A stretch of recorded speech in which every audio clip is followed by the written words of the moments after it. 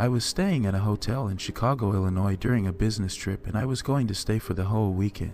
It was an older hotel, one that still used small keys rather than keycards to enter the rooms. I didn't mind. It seemed nice to get away from the onslaught of technology. When I checked into the hotel, it was packed full. A nasty storm had struck, standing many tourists and canceling flights. No more rooms were available, and many people were being turned away because of the lack of vacancy. When I approached the front desk to check in, I noticed that all the keys for the rooms on the 8th floor were still on the wall. Not a single key was missing. It seemed odd that an entire floor would be vacant when so many people were all clambering to check in and get to their rooms. I could see the clerk was stressed out and he was ready to just give up and go home, so I tried to lighten the mood. Kind of weird, isn't it? What is? The clerk asked. How everyone on the 8th floor is missing. The clerk gave me an odd look and his face paled.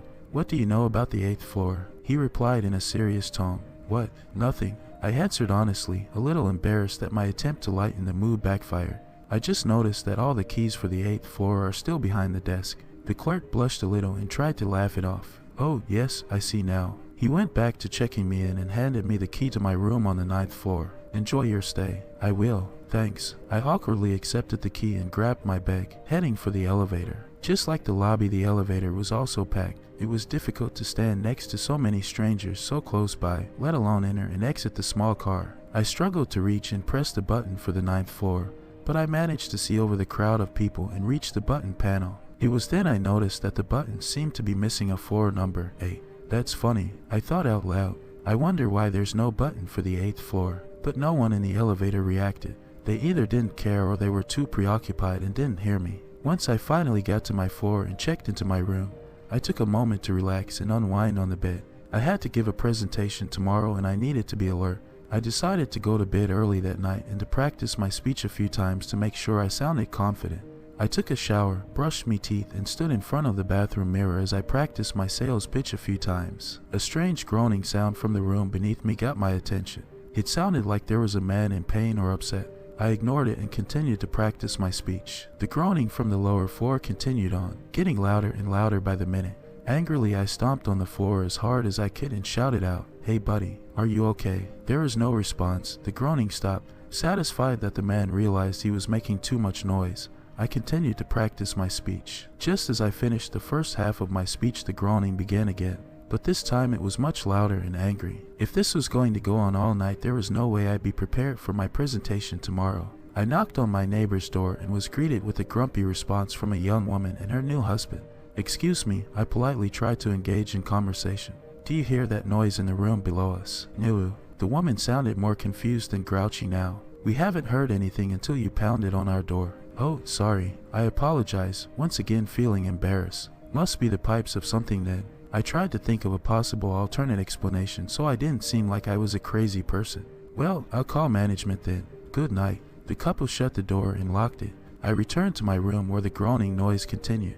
I picked up the phone on the small table next to the bed and called the front desk to complain about the noise. When I mentioned that it seemed to be coming from the room beneath me, a room on the 8th floor, the woman who answered the phone suddenly got quiet. "Sir, there is no one checked in that room. It must be someone on the 9th floor." "No," I tried to sound confident. "It's not coming from the walls, it's coming from the floor." Well, the woman sounded rattled and I could sense that she was trying to think of an explanation just to get me to hang up. "I'll call in the maintenance crew. It's probably a leaky pipe or a problem with the heating ducts." "Yeah, thanks." I hung up the phone, not believing her for an instant. The groaning was growing louder and angrier by the minute. I put my hands to my ears to try and block the sound, but it wasn't enough. I walked back into the bathroom and turned on the shower and the sink full blast, hoping the running water would drown the noise, and it helped only a little bit. I sat on the bathroom floor, trying to think of a way to get some sleep, but I didn't have any other options. All the rooms were full. I couldn't request a new room, and there was no way another hotel would have vacancy during this storm. Suddenly, the pipes on the shower began rattling violently. The shaking was so strong that it caused the shower to sputter as it continued to run. The sound was like thunder inside the walls, and the thunder outside the hotel, as well as the pounding rain, sounded like there was a freight train barreling down the tracks right at me. I left my room, grabbing my key and my phone. I made my way to the elevator so I could lodge a complaint in the lobby. As soon as I stepped inside the elevator, I remembered that the 8th floor couldn't be accessed. The number was not an option. And I remembered that all the keys for the 8th floor were still behind the desk at the lobby. How could anyone check into a room on the 8th floor? Curious, I exited the elevator and made my way for the stairs. I walked down the stairwell from the 9th floor and directly onto the 7th. That's impossible, I told myself. I walked back up the stairs and double-checked the floor numbers. Sure enough, just like the elevator, there was no number 8. I walked up and down the staircase a few times, trying to figure out what was going on, when I noticed a small imperfection in the wall next to the doorway that led onto the 7th floor. I checked and realized that it was a gap. The gap was between a hidden door and its door frame.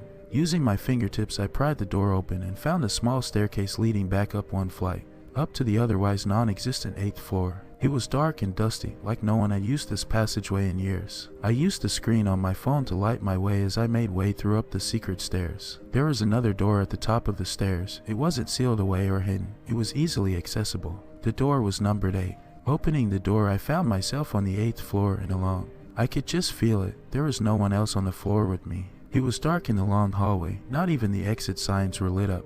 I continued to use my phone as I walked down the hallway, checking each door as I passed. They were all locked, that is, except for one door. The unlocked door was for the room directly beneath mine. I knocked once, just to make sure no one was secretly checked into the room, but no one replied. I opened the door, still trying to figure out why this door was unlocked, and found myself standing in a room that mirrored my own perfectly. The lights didn't work. I tried to switch a few times, but there was no power on this floor. Hello? I called out into the room.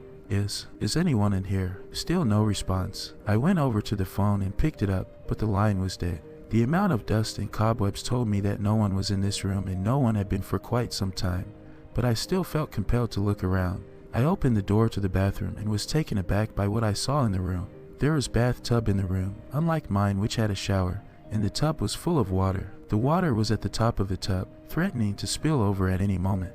I stepped closer, still using my phone to light my way, when I noticed a dark figure in the tub. He looked like a man, a dead man. Shining my phone over the tub, and I stared down into the still water, as if in a trance, trying to look at the man's dead face. As my senses slowly came back to me, the man's eyes opened, and he looked directly at me. I fell back on the floor, dropping my phone and losing my light. A splashing sound came from the tub, and I could feel cold water spilling onto the floor, soaking into my clothes. The sound of a heavy, wet footstep exited the tub.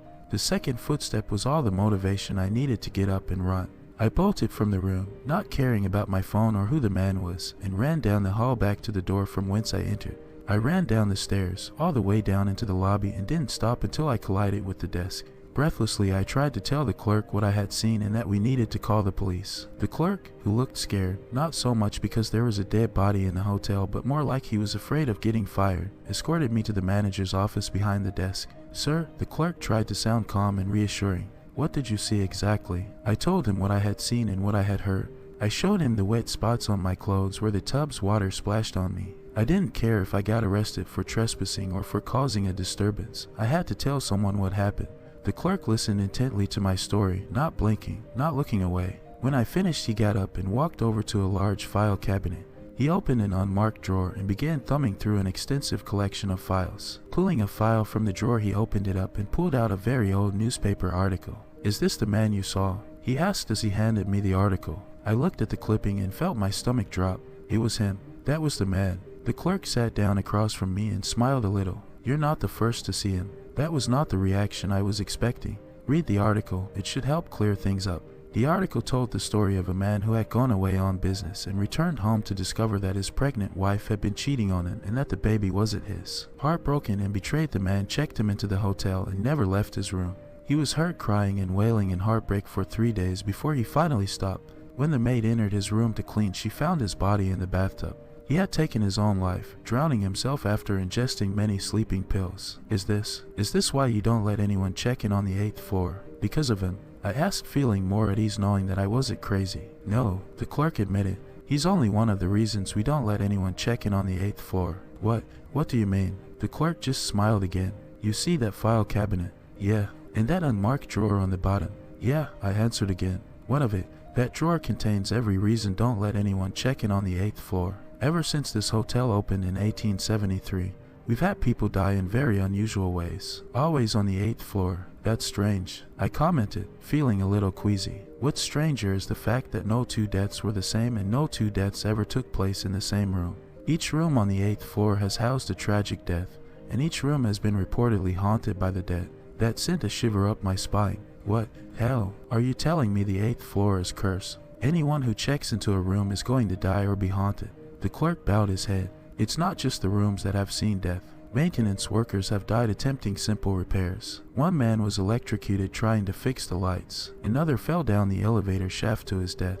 A maid was found dead, hanging by her neck at the end of the hallway. I sat in transfixed fear at the story the clerk had just told me, and I didn't want to believe it.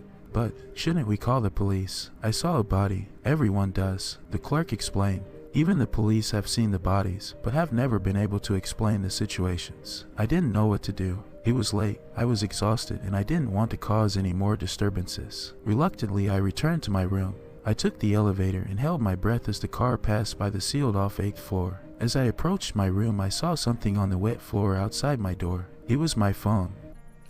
Alright guys, thanks for tuning in tonight here with the Night Hawk. Tell me what you think. If you like, please comment, like, and subscribe to my channel. I will be posting another story tomorrow for you guys. And again, always remember, he's watching.